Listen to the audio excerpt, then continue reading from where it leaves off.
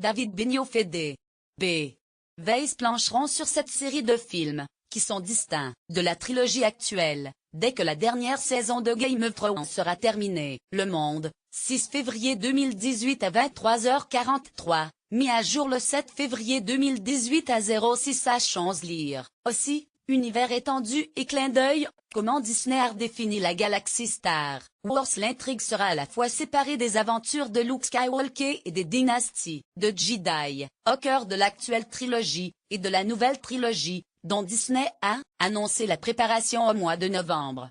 David et Dan sont parmi les meilleurs pour concevoir des récits, a commenté la patronne de Lucasfilm, Kathleen Kennedy, dans un communiqué. Leur maîtrise des personnages complexes, la profondeur du récit, la richesse de la mythologie devrait emmener Star Wars vers de nouveaux chemins et je trouve cela terriblement enthousiasmant.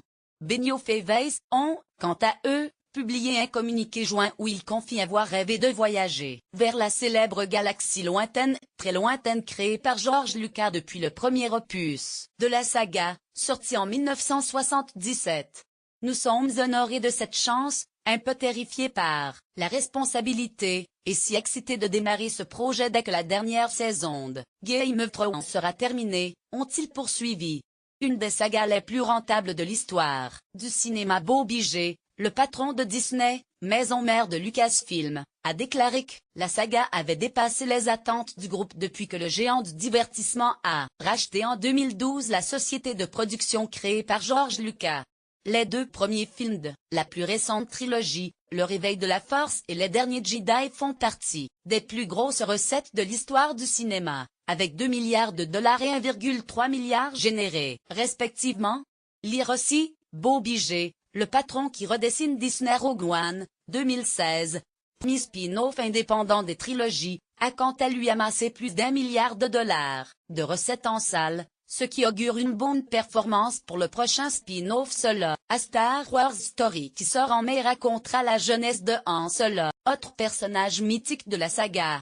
Lire aussi, Disney devient le plus puissant studio de cinéma à Hollywood. Le réalisateur californien George Lucas avait 33 ans lorsqu'il préparait la sortie de son troisième long-métrage, une saga intergalactique un peu à l'eau de rose, sur le combat entre le bien et le mal. Star Wars est depuis devenu l'une des sagas les plus rentables et populaires de l'histoire du cinéma. Des critiques émises. Certaines critiques voyaient toutefois dans l'annonce de la réalisation de cette nouvelle trilogie par les créateurs de Game of Thrones une preuve supplémentaire du manque de femmes ou de réalisateurs issus de minorités derrière la caméra de Star Wars, moins contrairement à la mixité des acteurs. Toujours pas de signe nulle part dans une galaxie très ancienne et lointaine d'une femme ou de personne de couleur dans sa conception, c'est plein Franklin Léonard, un cadre de l'industrie du film, entre autres critiques sur les réseaux sociaux. Still no sign of ever Siani, par of a galaxy long time ago and far away a conceived of a woman or per, https://t.co/odav38l, Franklin Léonard @Franklin Léonard, le magazine Variety, la bible du secteur, du film et de la télévision, a été jusqu'à publier une tribune acide soulignant que 96% des scénaristes et réalisateurs de l'univers de Star Wars sont des hommes blancs. La journaliste Maureen Ryan insiste, je ne vois pas ce qui empêche Kathleen Kennedy d'engager les hommes et femmes de couleur, ou les femmes blanches, qui sont motivés, talentueux, expérimentés, avec des histoires sur Star Wars à raconter.